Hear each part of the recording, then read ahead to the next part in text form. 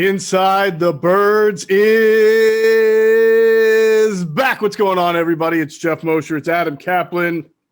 I tell you, ever since we got to the offseason and we do 2 pods a week instead of 3, it feels like an eternity, Adam, goes by between the last pod, and then we have so many things that we have to wind up talking about. Like, we haven't done a podcast since Carson Wentz got traded. We did a emergency live stream, but not a podcast. So I think for this episode, we will put a bow on some of the Carson Wentz trade stuff. I know we both have come across some things even since the live stream that we'll talk about a little bit. We'll get into some more pressing news about some of the moves that the Eagles have been making since the Carson Wentz trade.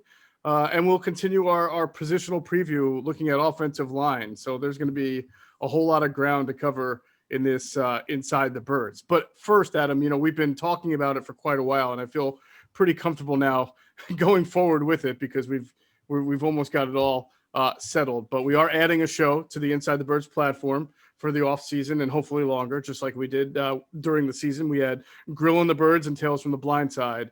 And we are going to have a show featuring former Eagles safety Quentin Michael and former Eagles wide receiver Jason Avant.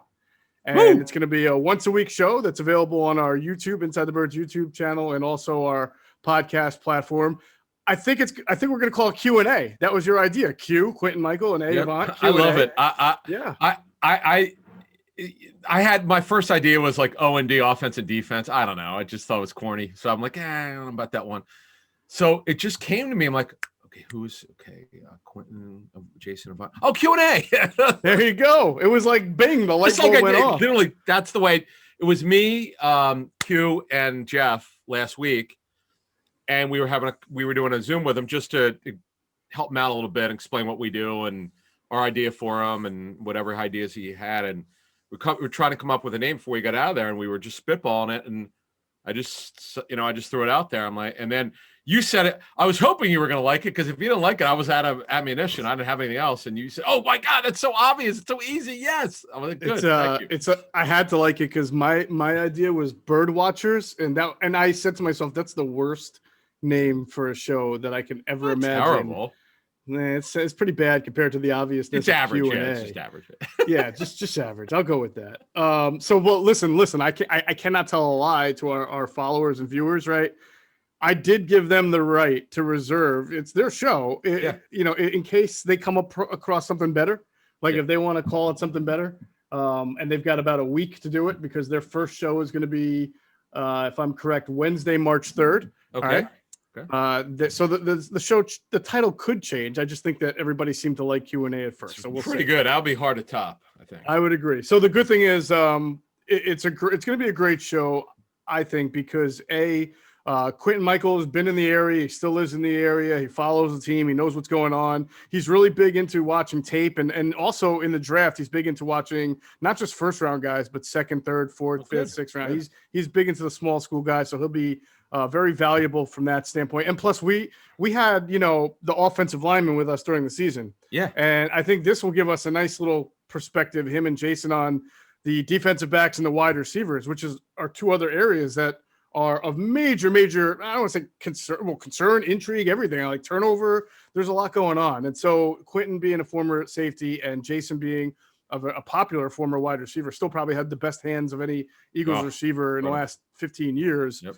And Jason was doing the Bill Walsh Diversity Scholarship coaching internship. Right. Yeah. So he was with the team. Yes.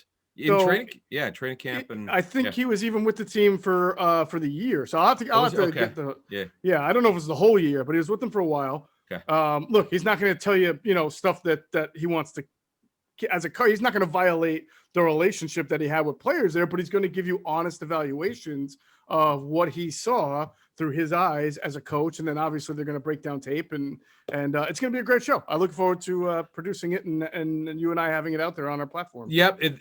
The reason why I call it Q&A, to me, it's a cerebral show, 2 cerebral players. Very smart players. Yes. That's just the way I saw it. When I thought of it, I'm like, it's a smart person show. And Jason, because of, they're going to be a really young receiver core. We'll get into the news that broke when the player broke his own news.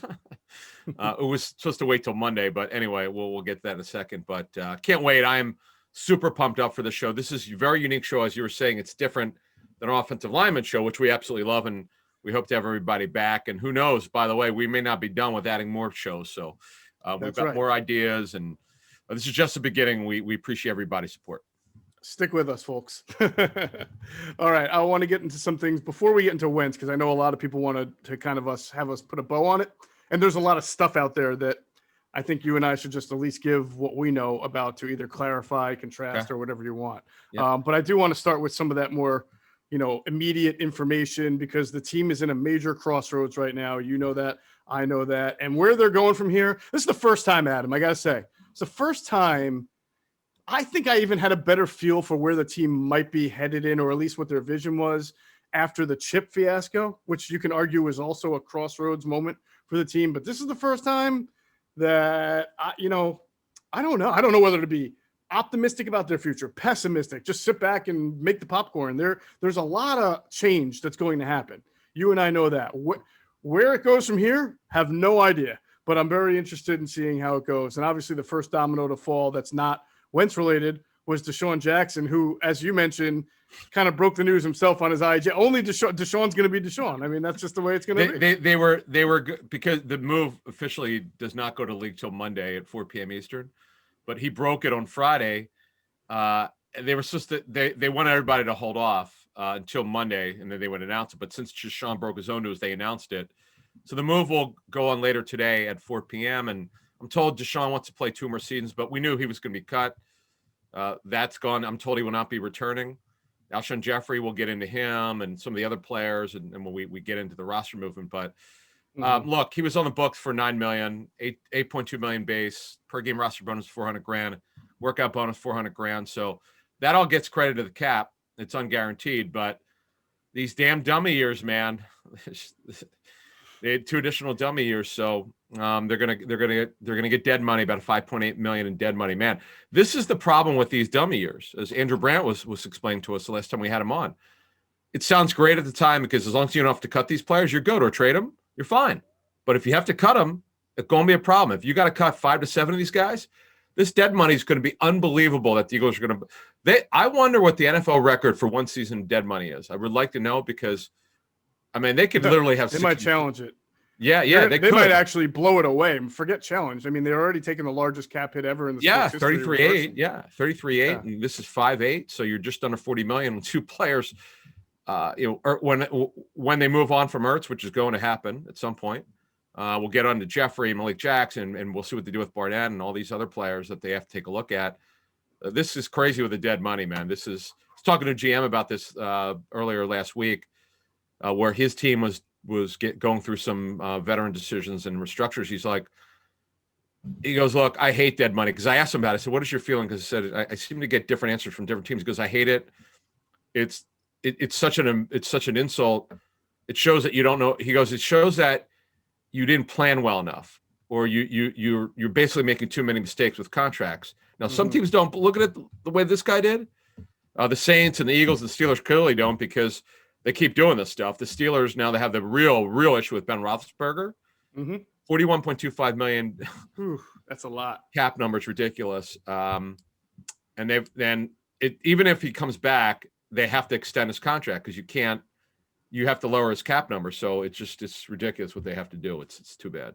Well, I think the Eagles, I mean, I've heard Howie talk about it before. I think their philosophy isn't that. I think they understand that some of these players might get cut with dummy years left, but in many cases, the number may just be like $1,750,000. It's not, and the cap rises every year. So $1.750,000 against your cap in 2021 is a much smaller percentage if it's the same number against your cap in 2023 and 2025, right? Because theoretically, the cap gets bigger and bigger. And I can't fault Howie and Jeffrey for not having the foresight to know there would be a pandemic and that the cap number wouldn't rise. It's risen every year for God knows how long, but that is the risk that you run when you do that. That's something that you don't see happening, can influence the cap and make it stagnant, or even worse, decrease if that were to happen. And then that puts you in a bind. Yeah. Let's just say we were at last year's 198.3, and it took the $10 million rise, which is the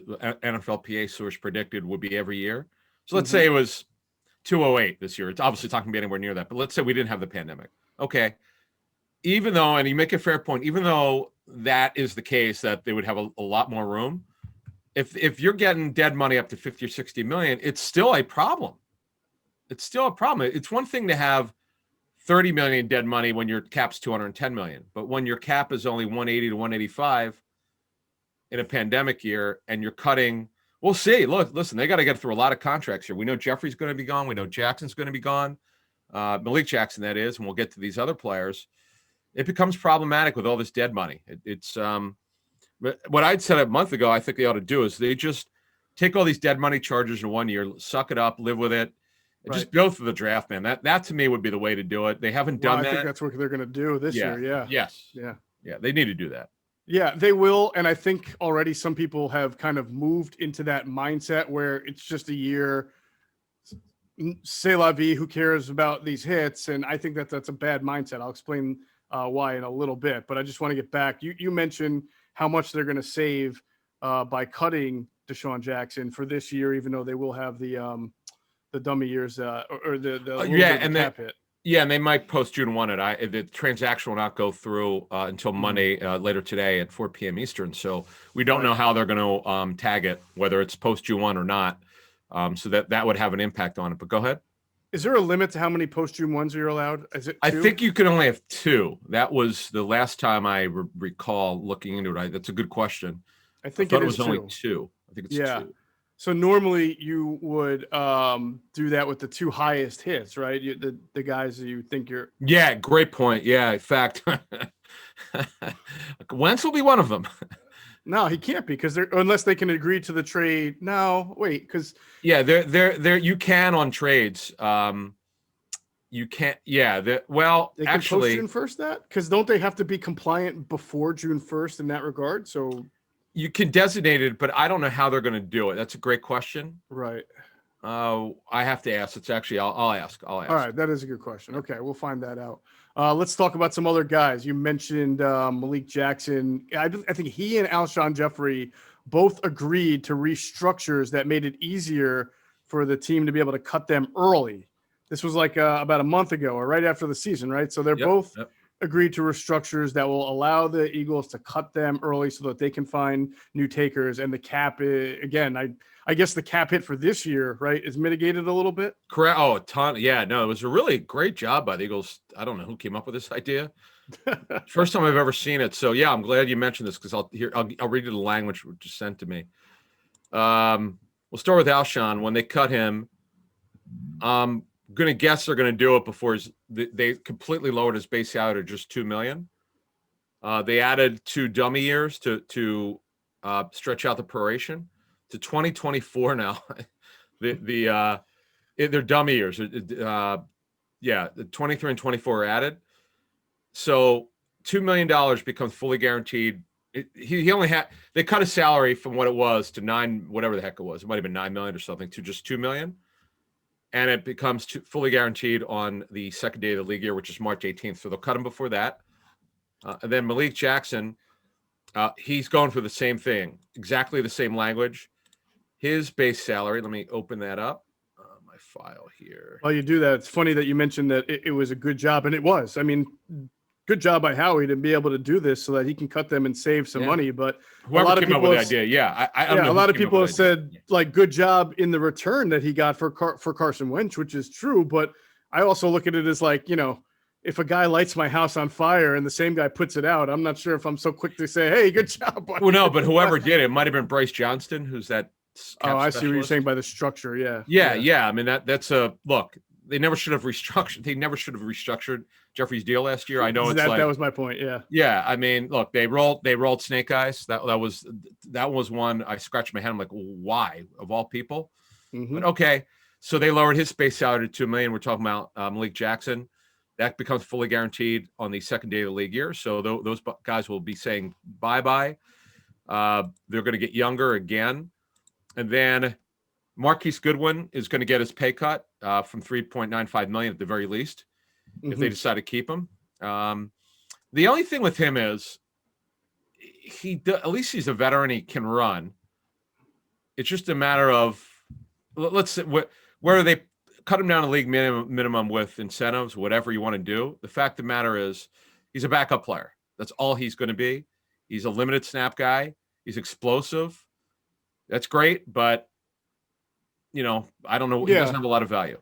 No, I think that you cut his pay and have him compete for a spot on the team. And obviously, if he doesn't make it, he doesn't get the no guaranteed money. No guaranteed money, or maybe very little. I don't know, like just to be there because you're a veteran. But I do think it's important, Adam, to have.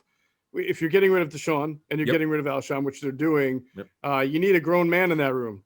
So if you were to take those two away, then you're left with Jalen Reagor and Travis Fulgham and Greg Ward and J.J. Arcega-Whiteside. There's not, and Quez Watkins and John Hightower. There's not a guy in that bunch that I mentioned that's been in the league for more than 2 years. Oh, yeah. And some of them just won. No, they need a vet. Yeah, they need a vet. Yeah, they absolutely. And again, it's not like they're going to have a lot of money to go out and spend on wide receiver. So if you were able to keep Marquise Goodwin there and he can make the team, I think it's a good idea. Fair enough. Then Zach Ertz will be cut or traded. So his salary is, we've been saying this now for a month now. We say it the same thing. He's not going to be back. Whether it's in a week from now or 6 months from now, he's not going to be on the roster in September. $8.25 million base. I'll explain why. Unfortunately, he's got two dummy years. Yeah, he's on the final year of his contract, but they're 2 dummy years.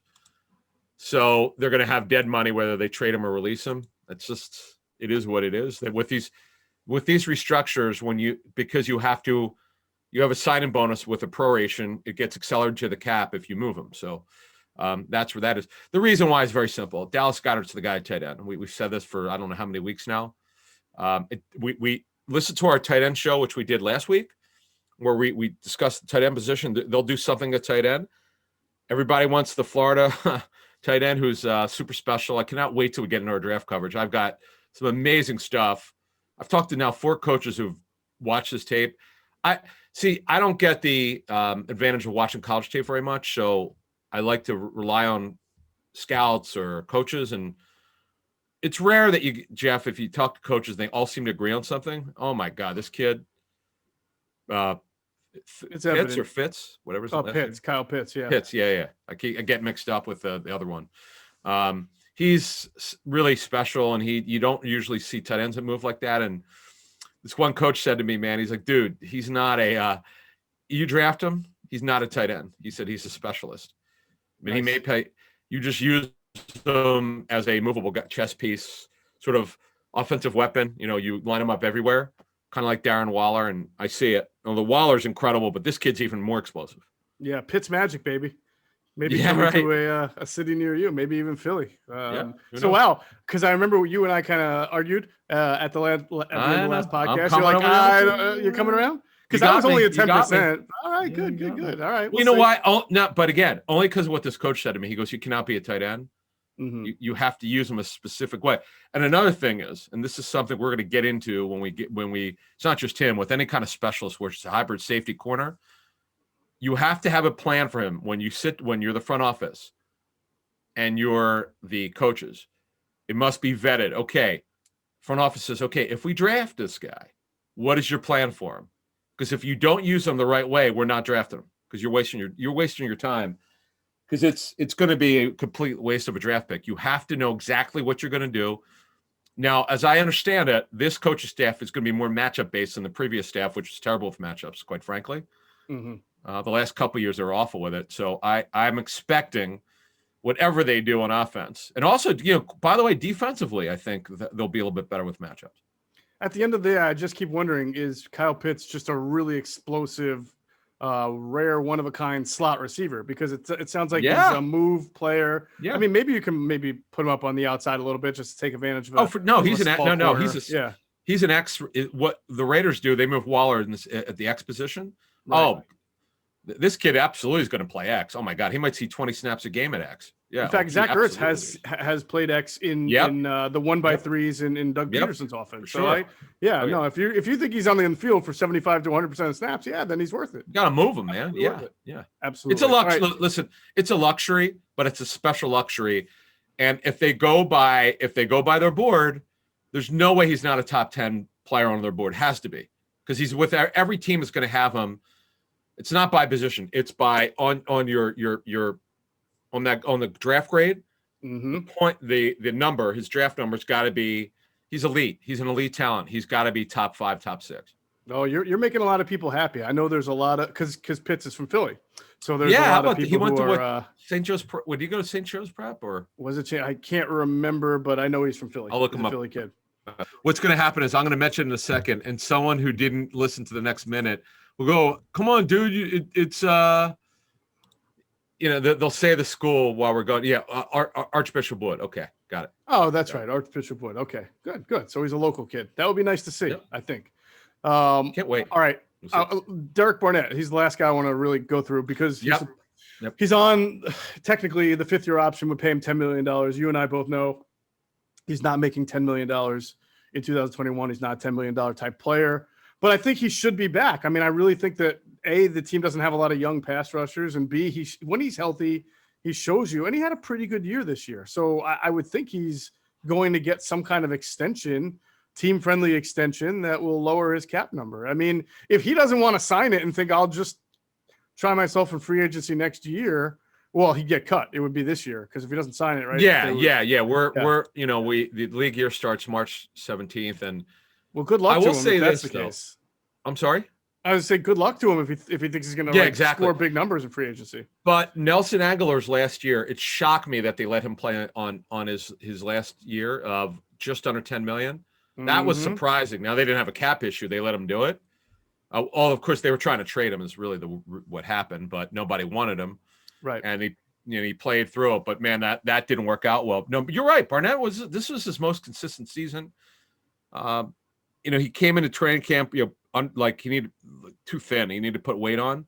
He came into training camp, from what I understand, somewhere around 240, which is, 10 to 12. No, he put the weight back on, by the way. Right. But he did a good job. I agree with you. You're right, because we know Josh Sweat, and we'll get into D lineman, soon. He's another guy that they could extend now. He's eligible to be extended now. He's played 3 years, so those are really it at the end of the young guys. Right. All right. One last point about the salary cap here before we go on to Wentz. Yeah. I see this sentiment out there, sometimes from fans, sometimes from media, that they're taking all these big cap hits, including Carson Wentz's, and so what? So what? They're just taking a big cap hit. Happens once in a while, or no big deal. And I slap myself on the head when I see that. And I and maybe people just want to only focus on the rebuild and the good things, but it shouldn't just be, I don't care. It shouldn't be, so what? You should look at what led to having to take the biggest cap hit in the history of the sport and what led to the position that they're in now. Because I guarantee you, I think you agree with this. We know this to be true. Coming out of 2019, after they had just made the playoffs and then Carson Wentz got hurt against Seattle, but they had made the playoffs, they rallied. There's no way in Hades that Jeffery Lurie and Howie Roseman thought they'd be on an entirely new coaching staff and going forward with a new quarterback. I know people think that they drafted Jalen Hurts kind of maybe sensing this. No, I'm telling you, they didn't. No. They didn't. And you should look at all the cap hell that they're in, including this massive salary cap, and not just think, so what? Who cares? Like, there's a reason it happened. Right. A bad reason, Yeah. I mean. Yeah.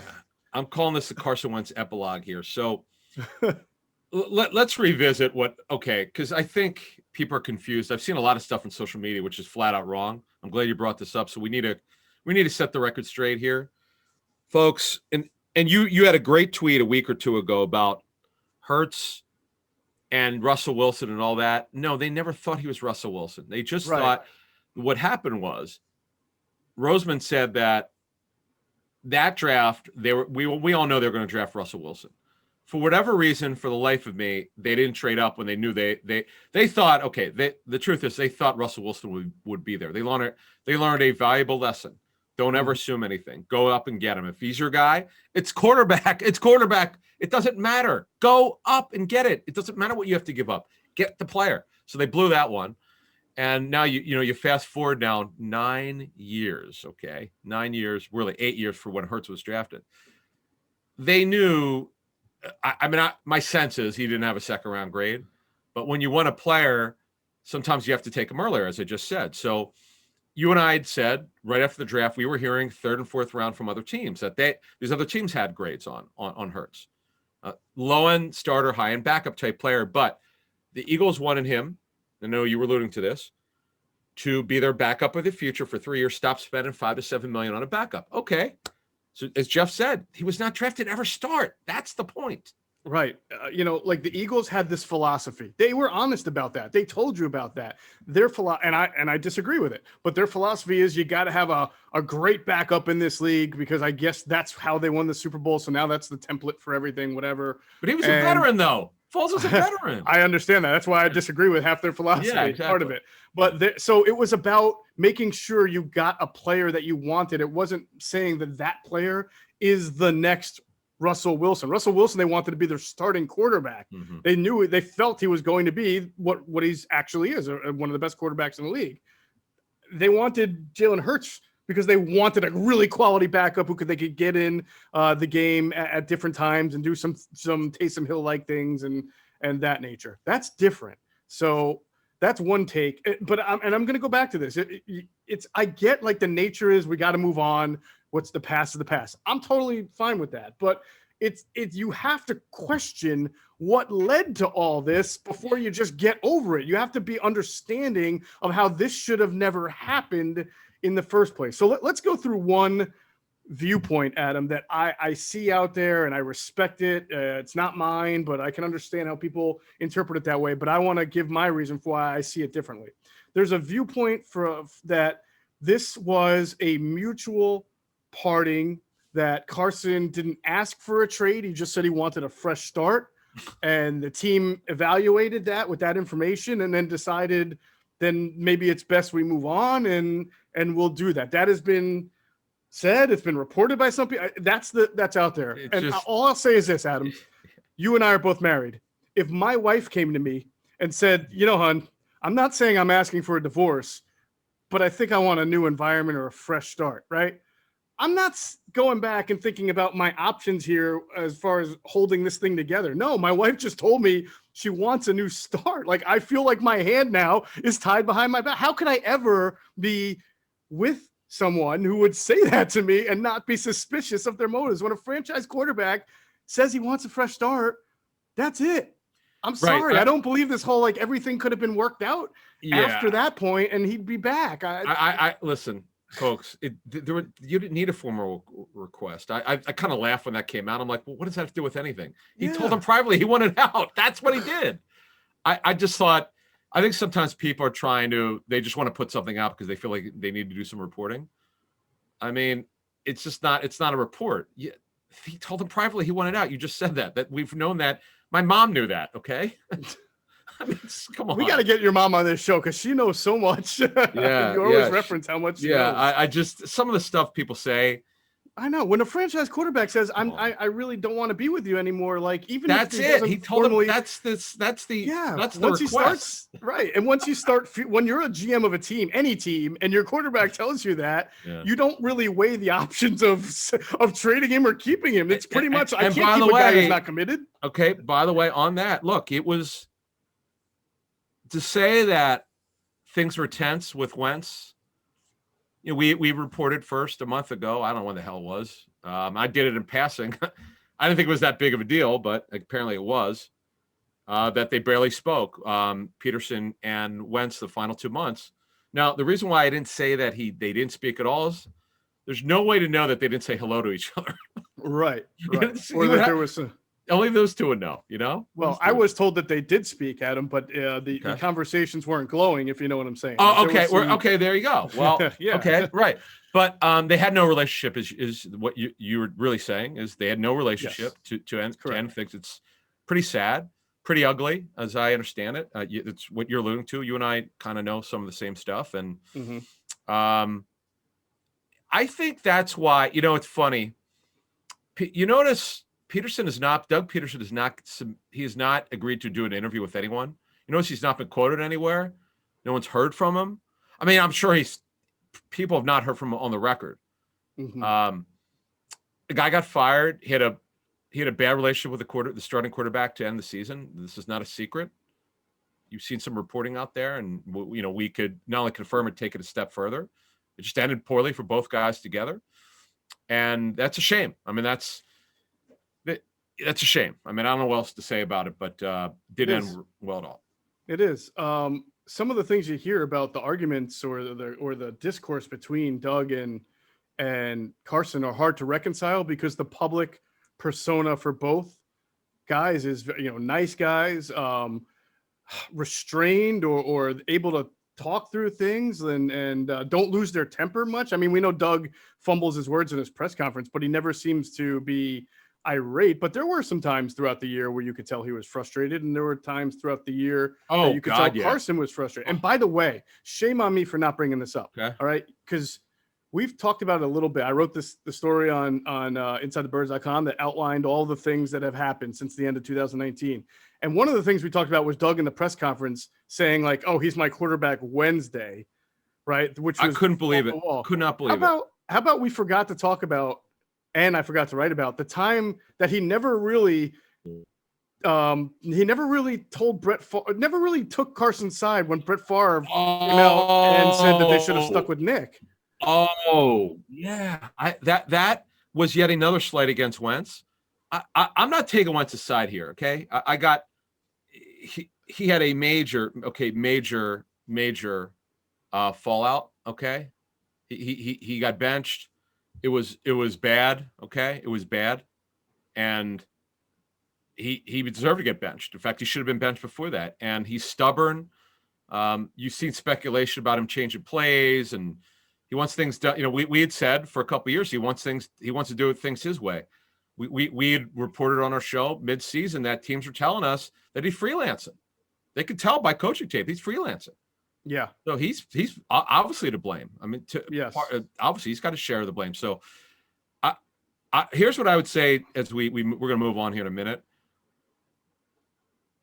Doug Peterson's issue, my biggest issue with Peterson in this issue is when he's coached a certain way by Reich and particularly by the quarterback coach DeFlippo, who's in Chicago.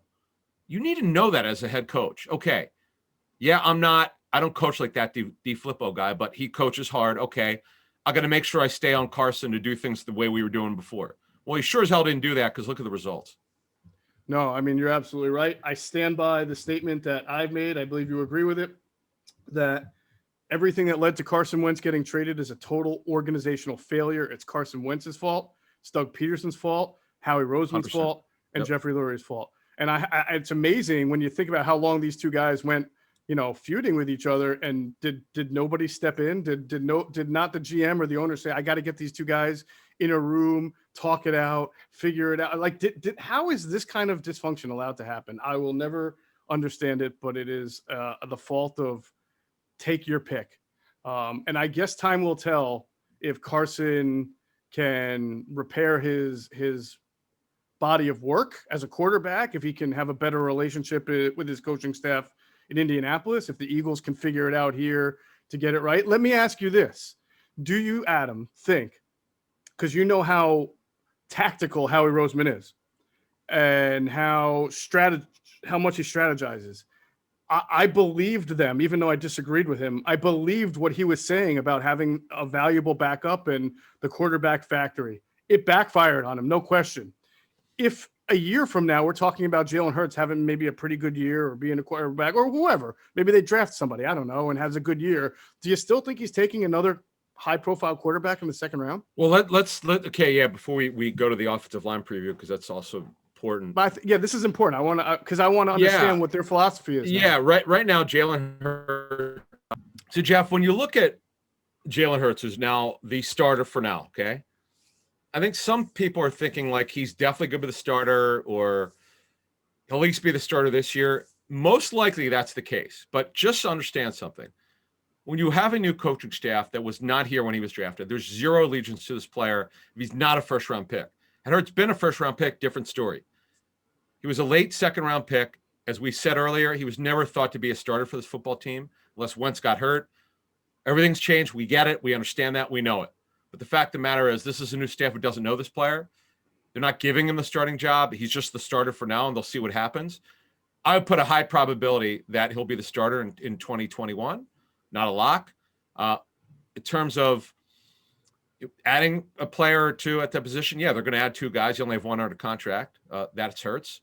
I do believe they're going to add a veteran, whether it's a trade or free agency. as we reported last year, they were going to pursue Flacco, but Flacco had to have neck surgery, and they weren't going to wait for him. And then obviously they drafted Hurts, so that was off the table. Whether they trade for somebody like Marcus Mariota, who ESPN suggested might be a guy that they're interested in him, or some other veteran, they're going to add one. And now the other question is, do they add another guy in the draft? Well, I think they should. I mean, and it doesn't. Well, here's the thing: are you talking about overall or 6th overall? I don't have a problem with either. I'd be shocked if they did that. I mean, I never say never with the draft because no one's telling us what they're going to do. But you said it earlier, kind of in passing. If you're going to spend the 6th pick on overall at quarterback, Jalen Hurts turns out to be a waste, because I know that they didn't draft him to be the starter, but here's an opportunity to at least see if he could be in the future. He's got talent. I guess if you're gonna... I see it differently than some people. People to say that some people think like, nope, he's just a guy that they took too early, shouldn't get a chance. I'd like to see if he can do it, right?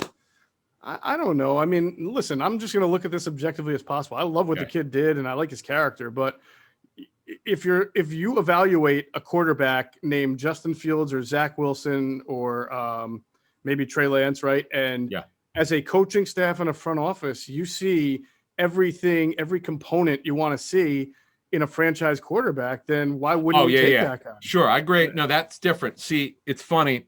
The early work that I'm doing quarterbacks, the word I'm getting is it's Lawrence, and there's a major drop-off. Wilson's got a real chance to go over Fields. Fields has got some challenges. He's not what you would call a clean prospect from coaching tape. There's some challenges with him. Wilson, I felt for a couple months, is going to be a high riser. We'll learn more about both those quarterbacks, but Wilson's kind of coming strong here from more people I talk to. One of those guys is going to be the second quarterback overall, or second quarterback taken. But it's funny about the quarterbacks for this draft. You could see seven quarterbacks taken with the first 50. But as one GM told me last week, he's like, if you go through these quarterbacks, it's a matter of what you like. He goes, there's just not a great franchise quarterback after Lawrence. So, all right, we don't know what the Eagles think. I mean, there were questions about Herbert coming out. There were questions about Patrick Mahomes coming out. So to me, I hear you. Listen, it's this new staff, right? You got to let them do their thing. Herbert he was a Dak Prescott with a stronger arm, bigger kid. He was a see it and throw guy. There were a lot of see here is now in Philly. Yeah, definitely. All right, so we'll move on. We'll do our positional preview. First, let me remind everybody to head on over to our friends at phlsportsnation.com, enhancing the fan experience with their coverage of all of the four or five, whatever you want to call it, with the Union Philadelphia sports teams. They do a great job. They've got wonderful podcasts as well. You can check them out on Twitter at PHL Sports Nation, or just go to their website, phlsportsnation.com. We'll pause real quick for another word from our great sponsors, including our friends at Sky Motor Cars.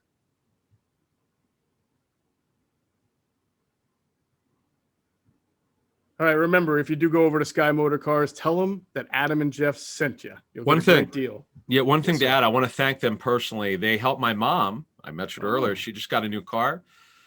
They helped her with a sale that she had. Really want to thank Brett Scholder, the owner of Sky Motor Cars. He did a great job helping my mom out. My mom's 91, but I wish she turns 91 next month. I don't want to. God bless. Yeah, she's and also thank my friends at Burns Hyundai near you in Marlton area. Yeah, that is in Marlton, also known as Evesham. Right. So we already went through that. Right. I want to thank those people because, man, my mom, she needed a new car. I'll leave it at that.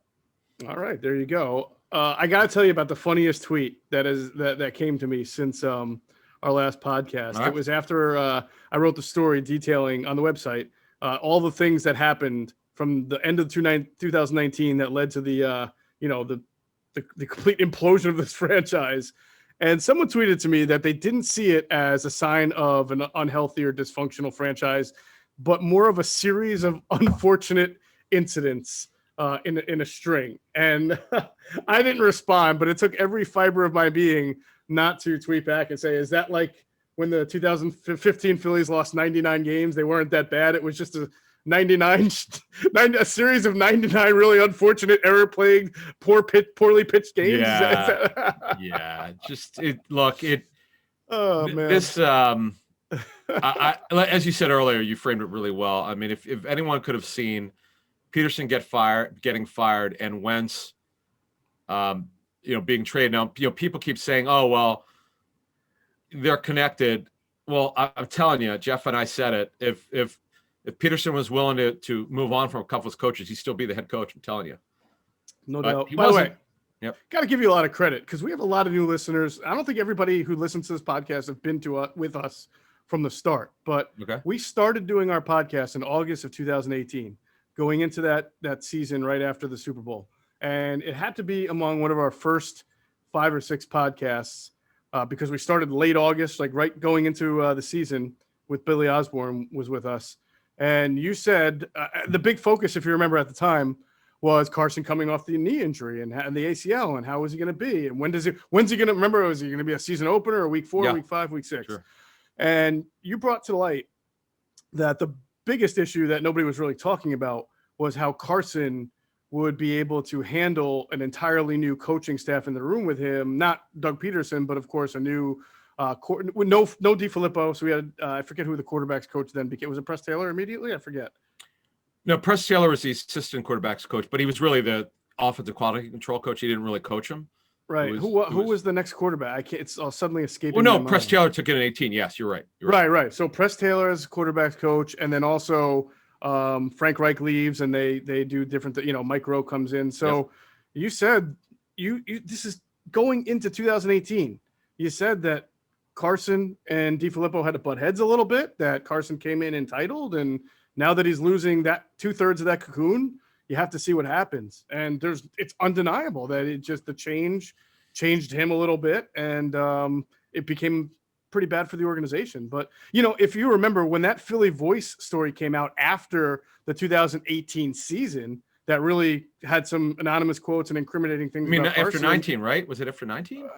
Maybe it was after 19. After 18. Really? Wow. Okay. I think my memory is jogged, but we did a podcast and we did not slam Joe Santoliquito. We said some of those things that he mentioned in the story were stuff that we had already mentioned, or you had brought to light in the podcast. So I just, we have a lot of new listeners, and I don't know, a lot of stuff we report isn't played in the region the way other guys, maybe because they're different networks or newspapers, whatever, get it. But I mean, I saw some stuff out there this weekend, Adam, talking about Jeffery Lurie and how he's become more heavy-handed and taking in a more operational role in the franchise. And that's stuff we've been talking out for 3 years now. A year now. So actually 3 years. We probably, yeah. Yeah. It's true. I mean, I know that I'll tell it's a very quick story. This is many years ago. It's after Joe Banner left. And I had heard that Jeffery was getting a little bit more involved in just he was hitting more meetings. He was sitting, whatever he would be in the building more. From a football standpoint, they were noticing he was around more, and he would give his opinion more. But he let people do their jobs. That was never an issue. But as you just mentioned in passing, the last year or so, it wasn't just the analytics. We reported it a year ago, and I know others would wind up reporting the same stuff about the Ortega-Whiteside pick. This is not a secret. Right. He was involved in it. I mean, he was. Absolutely. Analytics. He shouldn't be involved at all in the draft. Period. The analytics should not be involved, or the analytics, be. Or both. You're right. Yeah. Both. Absolutely. No business being in it. Look, it's he owns a team. He can do whatever he wants. But let your football people do their job and evaluate them whether they're right or wrong. Like, it's one thing to say, okay, we need to get younger, we need to get faster, we need to get stronger. That's fine. Hey, it's your opinion. But if they don't agree with you, too bad. Then you got to let them. And if the players they pick are wrong, do what you want with them. I couldn't agree with you more. Who just won the Super Bowl? Tampa Bay, right? Yep. Who's their owner? Glazer? What's his name? Malcolm Glazer? Yeah, the Glazers. Yeah. How often do you hear about his name in personnel? We know it's the sons. Yeah, the father passed away. Oh, that's right. But my point is, the same thing with the Kansas City Chiefs, the Hunts. You never hear anything like that. Jerry Jones, you do hear that about, though. And so that just shows you the difference. Well, I mean, but the one he is thing, the GM in a way. Jerry Jones. Jerry Jones. Yeah, he is the GM, but he's the owner and the GM, so it buck stops with him. But the only thing I'll agree with the owner getting involved is the game day analytics. I mean, you got 2017 as your guide. He was absolutely correct. I mean, I know we had reported a year or so ago that Jeffrey, after every game, I believe it's after every game, he would have a sheet given from the analytics department. Okay, you'd have certain questions to Doug Peterson. Doug would have to answer them. So correct. I'm still not sure. Like, I think conceptually, as an owner, if you want to be analytically driven, not in the draft again, but just in game, as you're mentioning, I think that's a good idea. I'd personally probably rather have an owner who then has his analytics people meet with the coach, and it's not me, the owner, doing it, because then you wonder, like, when you meet with the owner, who's the ultimate guy, like, you almost feel compelled to have to, like, do no matter what he's, if you're meeting with a staff where you could exchange ideas and maybe haggle some things out, for here or there. All right. Download the top-rated DraftKings Sportsbook app right now and use that promo code ITB to get all your sign-up bonuses. Get all of your sign-up bonuses using the top-rated DraftKings Sportsbook app. Just use that promo code ITB. All right, let's finish this off, Adam, with our offensive line positional preview, because this is an exciting-looking position right now. I mean, there's going to be there's some movement, there's some talent there. Got a guy like Lane Johnson coming back to anchor the right tackle, as long as he's healthy. Yeah. Jordan Mailata, I have said that it should be his position to lose in the 100%, OTAs. 100%. But I'm in favor of holding on to Andre Dillard. I mean, if somebody knocks my socks off and gives me a second or a first, but he got over Mailata as I was told he ended the season healthy. He was healthy the entire season. He was on the COVID list in the training camp, but no back issues. Well, gosh, almost 2 years now. That's great. Well over a year. As a matter of fact, I guess he had to change a couple things in his diet and also posture and all sorts of stuff. That got corrected. It was not a structural issue. It was just a muscular issue. And he's fine. So, and he was, I got to tell you, I never saw the stuff that he did against Baltimore and Pittsburgh, where I was surprised the tape was really good. I know the Dallas tape wasn't as good, but for overall, the tape was really good. And he's an absolute freak. You're right, man. You nailed it. He's got to be the starter. And but as an insurance policy, here's the other thing. I'd asked and I'd heard he's really not a right tackle. Dillard, he's a left. Mailata obviously has played both, but Dillard's really only a left. So look, if you trade Dillard, I don't know who the backup left tackle would be. That's part of my thought process. The second part of it is, if you go into camp with Mailata as your top left tackle, that gives you an opportunity to use some time to cross-train Dillard to right tackle. You're right. He's more of a natural left tackle. He's got that ballerina movement, but there's nothing saying it's not like the old days where your right tackle was more brawn and your left tackle was finesse. Now it's like, every tackle is a left tackle if he's good enough. I mean, well, right tackle I'm just saying, the type of rusher that you face on the opposite side as a right tackle. Yeah, and that's more that much different than the left end. Yeah. Yeah, and look, he's got shorter arms than ideal. Obviously, that you want a little bit longer arms, whether he's a right or left tackle. Mm-hmm. He did put all that. He put weight on. By training camp, so that's a good thing. So I'll check into it. But I know when asking about it last year, the feedback I was getting is like, not really. Okay. All right. Well, I don't know why, because they seem to talk about cross training for every. I know you're probably going to want it being right in that if they keep him, because that's the thing about Stoutland. He loves to cross train everybody. It's even Peter, for goodness sake, out of necessity, played guard. So. All right. So we know left guard right now is Isaac Seumalo. Yep. What do we know about Jason Kelce? Because every year he takes the time to decide if he wants to be back. I've checked into it. Here's what I do know is he ended the season healthy, other than that elbow tear that he had. I don't know. That needs surgery? What's that? Did he need surgery for that? I don't think he's having it. I checked into that. I don't think he's going to have it. I think it's just a matter of getting it stronger. But anyway, they were going to work through that because they had to get the Wentz situation resolved, which they've done. The way it's explained to me is once they got Wentz done, they'd start working through other contracts. Well, they started with DeSean. They'll work their way through it. And Jason also has to decide, based on your question, does he still want to play? So I just know that he ended in a good physical frame of mind, so to speak. But he's got kids now, married. He's got to make a decision whether he wants to play or not. That's interesting. I mean, he's a guy who makes a lot of money for his position. He doesn't make a whole lot of money league average, but for centers, he makes pretty decent money. He's over 30. This team is rebuilding.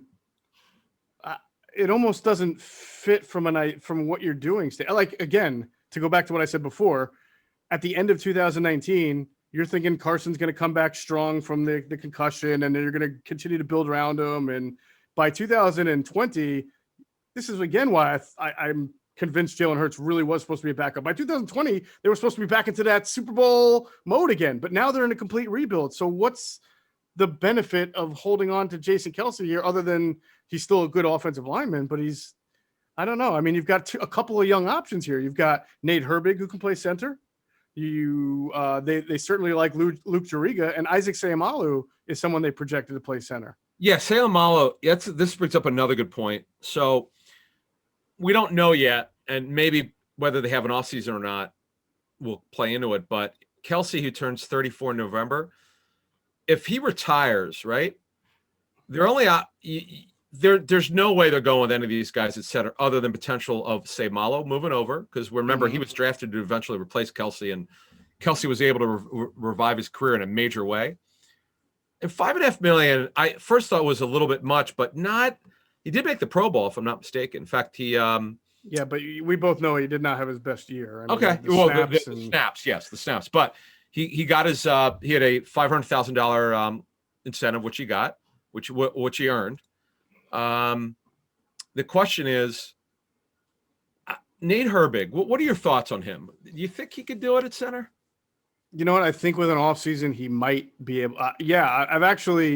I think his run blocking is pretty good. I think his pass protection leaves some work to be done there. So he wouldn't be my first choice. I think Seumalo would be my first choice, and then try to battle it out for left guard. Maybe Jack Driscoll gets involved there.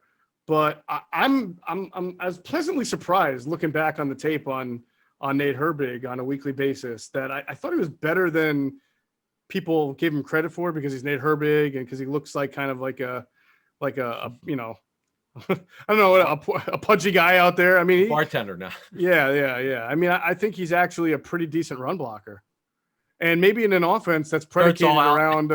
You're right. Right. Yeah, maybe in this offense predicated around more movement, more running quarterbacks, maybe more running in general, I might be pretty good. Yeah, he's more of a run. He's a power blocker who needs to get in better shape. He did it. He definitely. You're right. You and I agree.